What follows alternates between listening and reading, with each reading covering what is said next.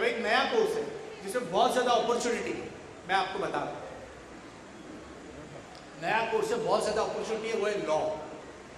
Law में इतने ज्यादा ऑप्शंस हैं, इतने अच्छे कोर्सेज हैं।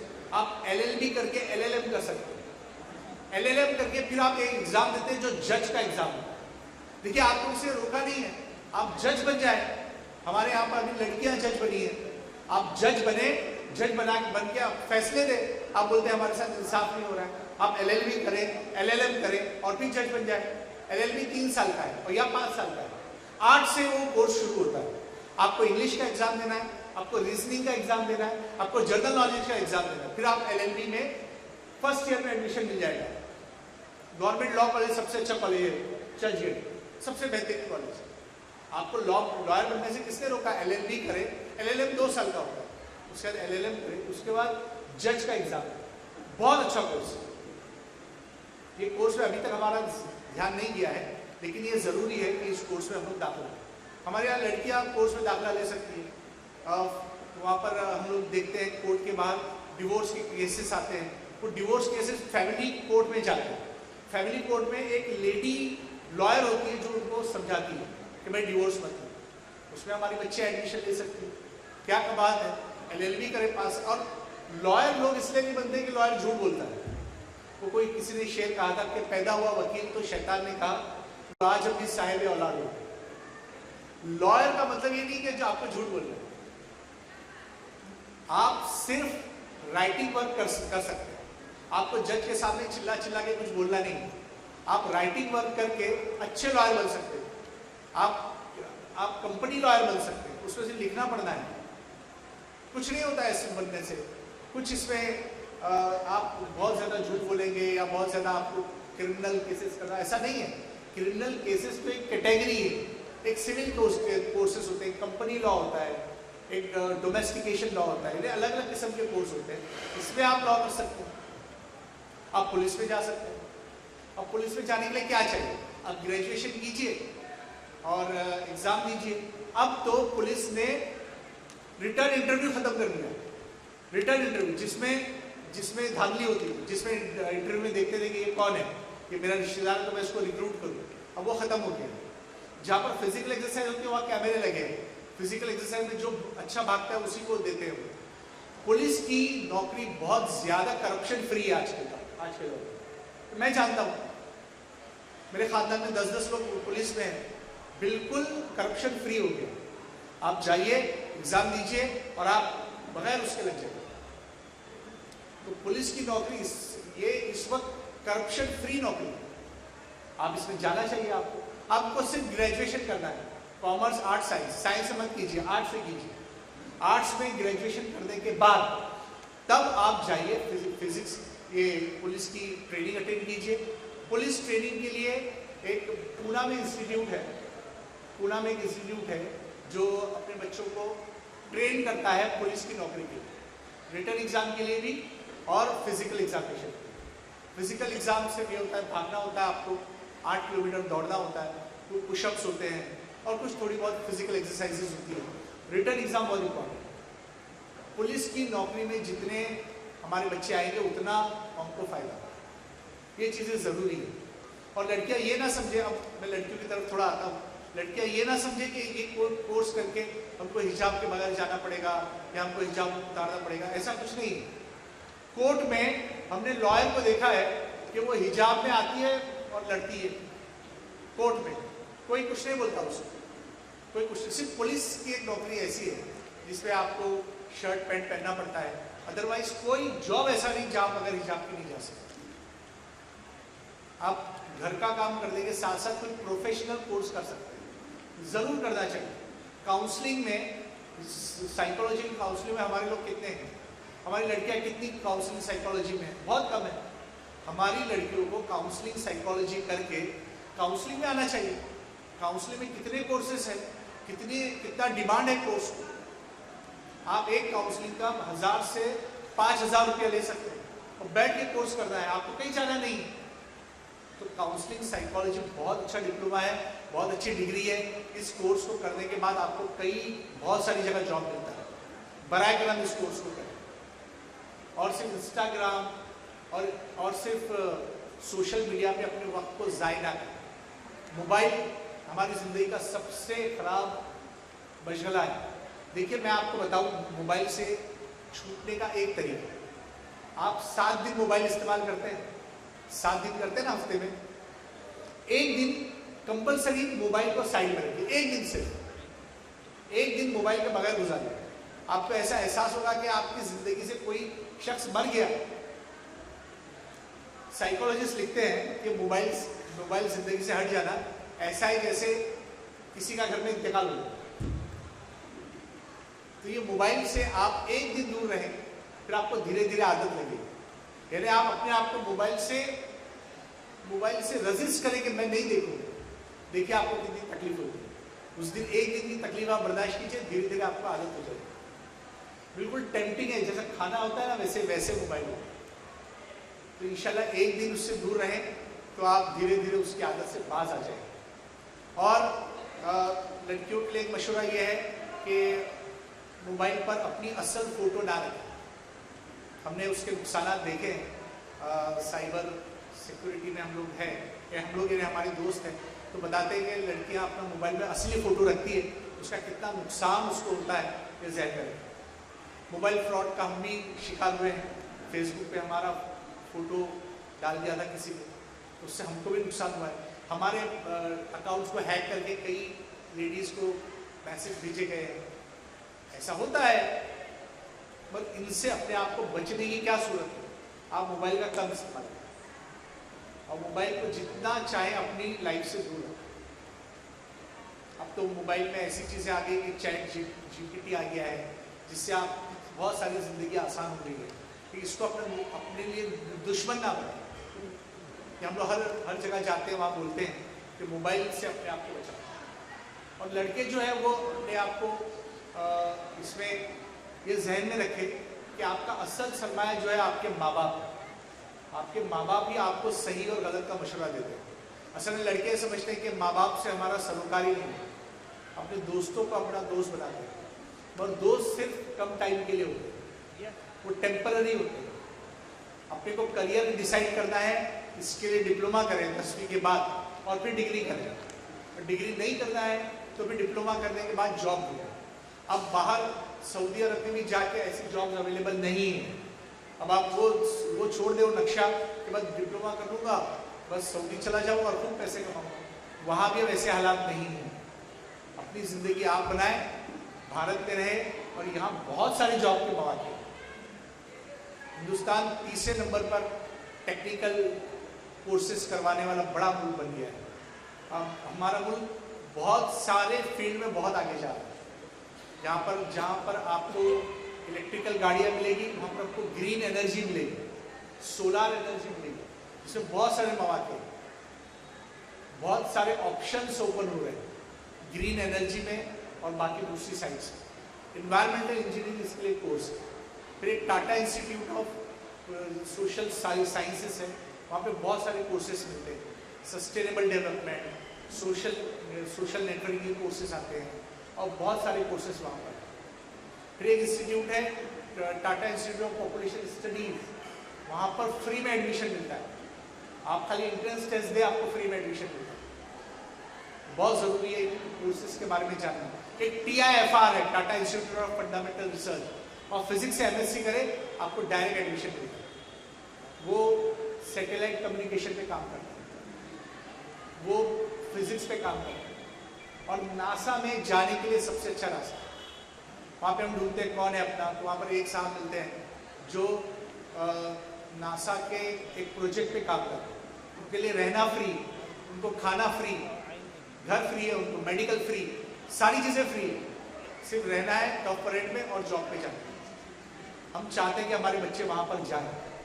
हम चाहते हैं कि बच्चे कागज़ के जो प्लेन बनाते हैं, असल प्लेन बनाना सीखें, एरोनॉटिकल इंजीनियरिंग सीखें। एरोनॉटिकल इंजीनियरिंग सीखने के लिए बेंगलोर जाने की ज़रूरत नहीं, याद रखिए।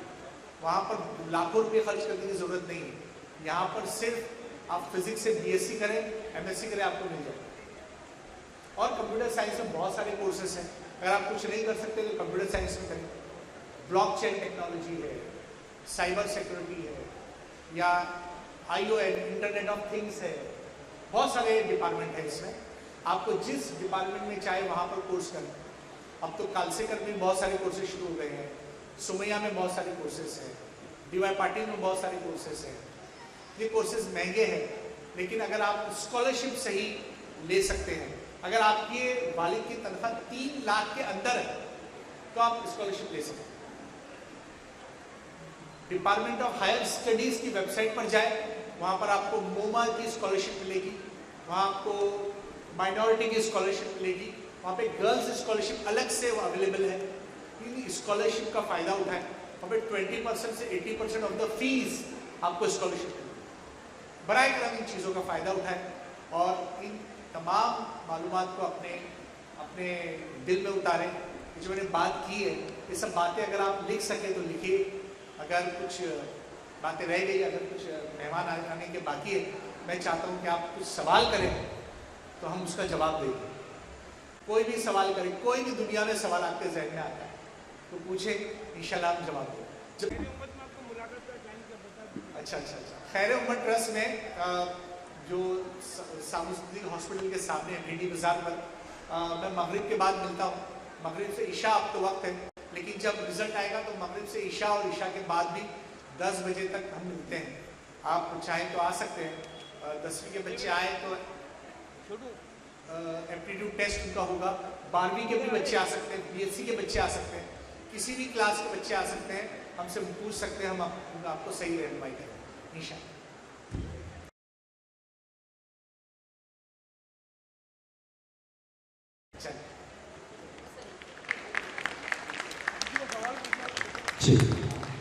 किसी वालिदैन को या किसी स्टूडेंट को अगर एज ए करियर गाइडेंस से रिलेटेड अगर आपको कुछ पूछना है तो आप बिला झिझक जो है वो पूछ सकते हैं सर से। सर ज़रूर आपकी रहनुमाई करेंगे। कोई बच्चे, कोई स्टूडेंट है, कोई वालिदैन है जो आप सवाल करना चाहते हैं तो आप कर सकते हैं सर से। वालिदैन और असातिज़ा इस बात को जहन में रखिए कि ये मौका बार बार नहीं आता है। खुद एक बड़ी शख्सियत यहाँ आपके लिए मौजूद है, आपके सवालों के जवाब देने के लिए। कोई क्वेरी है आपकी, आपका बच्चा कोई कोर्स करना चाहता है, कोई बच्चे के जहन में कोई कोर्स है, कोई खाका है, तो बिला झिझक आप इनसे पूछ सकते हैं यहाँ। शुक्रिया, आपने आके बेहतरीन से बेहतरीन हमको गाइडेंस किया है। मेरा एक सवाल था कि अगर मैं 10वीं करूं और मेरे बच्चे अगर 10वीं करे तो उसके फ़ौरन बाद किसी रोज़गार से जुड़े तो ऐसा कोई कोर्स बताइए। एक तो बहुत अच्छा कोर्स है शेयर मार्केट। शेयर मार्केट में बहुत सारे कोर्सेज होते हैं। शेयर मार्केट की बिल्डिंग में ही बहुत सारे छोटे छोटे 6-6 महीने के कोर्सेज हैं जिसमें बच्चे नहीं जाते। उन कोर्सेज में जाकर शेयर मार्केट का वो सीखना चाहिए। उसमें वो लोग समझ सकते हैं कि शेयर मार्केट कैसे ऑपरेट करेगा। उसके बाद वो अपने बिजनेस के साथ खुद भी शेयर मार्केट सीखेंगे। उसमें भी हलाल हराम का मसला लेकर आते हैं। जबकि शेयर मार्केट में हलाल शेयर भी है, उसमें इस्लामिक इंडेक्स भी है। तो अब वहाँ पे तासीस करके कंपनी है, सॉरी नाम नहीं लेना चाहिए, मेरे दोस्त की, तो वो कंपनी इस्लामिक फाइनेंस में करती है। और ये सीखेंगे आप तो आप अपना बिजनेस भी करेंगे शेयर मार्केट के साथ भी। वैसे बिजनेस करने के लिए किसी कोर्स की जरूरत नहीं है। आप मोबाइल लेके बैठ जाए रास्ते में तो बिजनेस हो जाता है। आप में जिद होना चाहिए करते हैं। आप सिर्फ बम्बई में 10वीं की किताबें आती हैं 200 पेजेस की, वो किताबें लेकर आप कुरला में आए उनको बेचें तो देखिएगा कि आपका कितना बिजनेस होगा। फिर आपको आइडिया मिलेगा। पुरानी घड़ियों का बिजनेस है, पुरानी घड़ियों का बिजनेस बहुत चलता है। बहुत पहले तो मैं सोचता था कि पुरानी घड़ियाँ कौन खरीदता होगा। पुरानी घड़ियाँ खरीदने वाले ऐसे लोग हैं कि आप यकीन नहीं करेंगे कितना ये बिजनेस चलता है। बहुत अच्छा बिजनेस चल रहा है। उसके अलावा खजूर का बिजनेस है, बहुत चलता है। अब तो खैर जमजम पानी नहीं आ रहा है तो जमजम भी लोग बेच रहे हैं। यहाँ 5-5 लीटर के कैन रख के लोग बेच रहे हैं, खरीद रहे हैं लोग। आप ड्राई फ्रूट का बिजनेस कर सकते हो। तो ऐसे बहुत सारे बिजनेस हैं, फिर बैठेंगे तो मैं बताऊँगा। वैसे बिजनेस करना ज़्यादा मुफीद है बनिस्बत जॉब करना। अगर आप बिजनेस करना चाहें, आप में अगर है वो चीज़ तो आप कर सकते हैं। अभी देखेंगे आप तो बिजनेस करने वाले 10वीं पास भी नहीं किया। अभी जो अपने 40s और 50s में वो नहीं, लेकिन अभी आप पढ़े लिखे बिजनेस करेंगे तो उसमें आपको ज़्यादा फायदा है। वो तो खैर सोने के बिजनेस में तकवा वगैरह अभी शुरू हो चुका है, तो सोना भी बिजनेस में बहुत कार आता है, वो लोग कर रहे हैं। बाकी आप सोने की कीमत तो आप देखते हैं 1 लाख के ऊपर हो गई। अगर आप इसके लॉजिस्टिक्स समझ लें तो ये बिजनेस करना भी कोई बुरी बात नहीं। आप चाहें बहुत अच्छा है अगर आप ऐसे बिजनेस करें। सोने की ज्वेलरी या इमिटेशन ज्वेलरी में बहुत अच्छा बिजनेस है। औरतें चाहे तो बिजनेस कर सकती है। 5-5, 8-8 हज़ार के इमिटेशन ज्वेलरी के बिजनेसेस, ये बिजनेस भी बहुत अच्छा है, आप लोग करना चाहिए।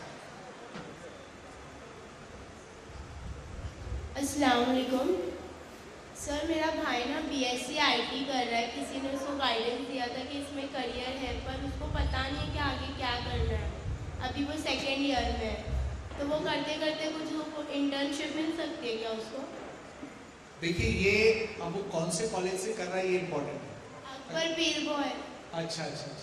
तो अभी अगर अकबर पीर भाई में कंपनीज आके रिक्रूट करती है तो अच्छी बात है।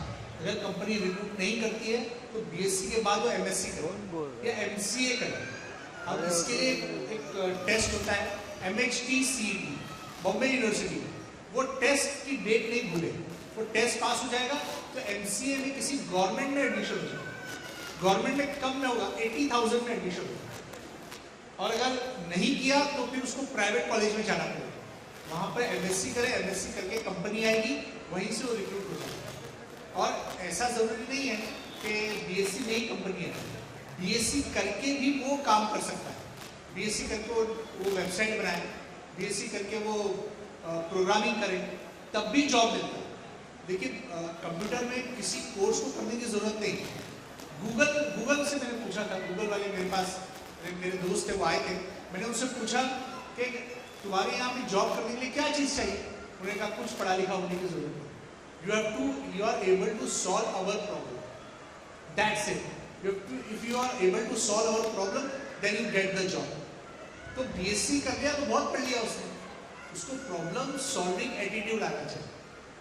अगर कोई प्रॉब्लम सॉल्विंग एटीट्यूड उसको आता है, अगर वो समझे कोई कैमरे का प्रॉब्लम सॉल्व कर दे, अगर वो इस माहौल में यहाँ पर कोई प्रॉब्लम छोटा सा सॉल्व कर दे, तो ये बहुत अच्छा होगा। अब BSc अकबर पीर भाई कॉलेज से इतना ज़्यादा फ्रूटफुल नहीं हुआ। अगर अब मुझे ये नहीं मालूम कि यशवंतराव चौहान से कर रहा है या बॉम्बे यूनिवर्सिटी से कर रहा है, ये इंपॉर्टेंट है। तो करस्पॉन्डेंस ना करें, रेगुलर करेंगे तो आपको फायदा होगा। मुंबई यूनिवर्सिटी से रेगुलर कर रहा है वो, उसको कहिए कि जॉब करे, वो जॉब खुद तलाश करेगा और उसको करेगा। वो जॉब ढूंढ रहा है पर उसको मिल ही नहीं। चलिए आप मिलाइए, मुझसे मिलाइए, मेरे यहाँ खैरुल्लाह को भेजिए, हम उसको जॉब दिला कर देंगे। एनुलता मैडम आई, मैं उनका इस्तेमाल करता हूँ। मैंने डॉक्यूमेंटेशन की बात इसलिए छोड़ दी कि मुझे मालूम था मैडम आने वाली। स्कॉलरशिप की बात मैंने इसलिए ज़्यादा नहीं की, मुझे मालूम था मैडम आने वाली, क्योंकि स्कॉलरशिप में और डॉक्यूमेंटेशन में मैंने उन्हें देखा है गवर्नमेंट में काम करते हुए, क्या जिद से मैडम काम करती है, और मंत्रालय में मैंने काम करते हुए देखा है।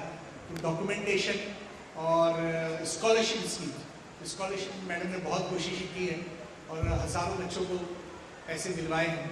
ये कि हम लोग थोड़े प्रॉम्प्ट रहे। मौलाना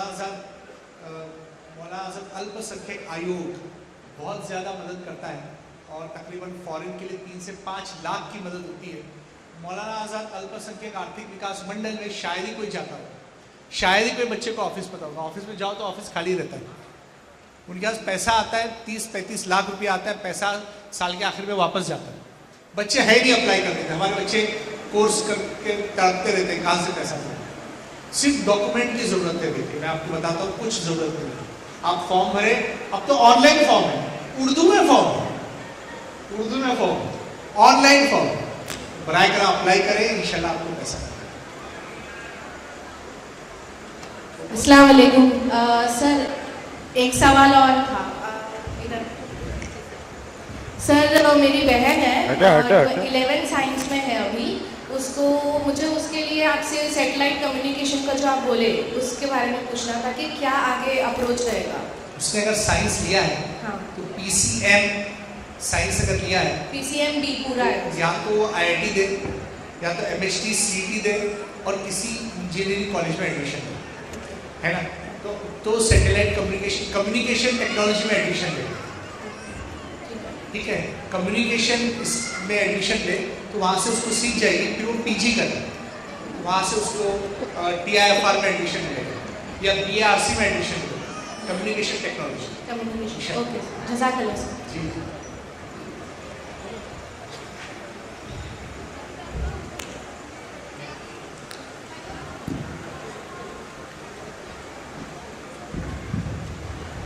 हेलो, अस्सलाम वालेकुम, रहमतुल्लाहि व बरकातुहू। सर आपसे एक सवाल था। एक बच्चा है जो फॉरेन के लिए जरा जी एक बच्चा था जो फॉरेन के लिए स्टडीज़ के लिए बाहर गया है और उसको कुछ फंड कम पड़ रहा है, तो मैं उसकी इंफॉर्मेशन आपसे बाद में शेयर कर सकती हूँ? मौलाना आज़ाद अल्पसंख्यक आर्थिक विकास मंडल के पास जी कुछ पैसा है जो बाहर फंडिंग के लिए यूज होता है, जी ओवरसीज इंडिया के लिए, वहाँ पर अप्लाई करें। या तो बहुत सारी प्राइवेट कंपनी अपना CSR फंड बाहर के बच्चों को देती है, अलग अलग कोर्स के लिए अलग अलग फंड है। अगर आपका बच्चा इंजीनियरिंग में गया है तो कुछ कंपनीज ऐसी है जैसे लार्सन एंड टुब्रो है, जैसे टाटा है, उनका CSR फंड उसी के लिए यूज होता है। आप वेबसाइट पे देखेंगे, सर्च करेंगे तो आपको मिल जाएगा। या तो फिर आप स्कॉलरशिप स्कीम्स, ये स्कॉलरशिप जो लोग देते हैं, जैसे वहाँ पर लगा है फैमिली फर्स्ट गाइडेंस सेंटर, तो उनके पास जाइए। या तो हमारे दोस्त हैं आमिर नूरुल, वो भी स्कॉलरशिप का काम करते हैं, वो आपको एग्जैक्ट स्कॉलरशिप स्कीम कहाँ से मिलेगी, कैसे मिलेगी वो बताएंगे इंशाल्लाह। जी जज़ाकल्लाह खैर।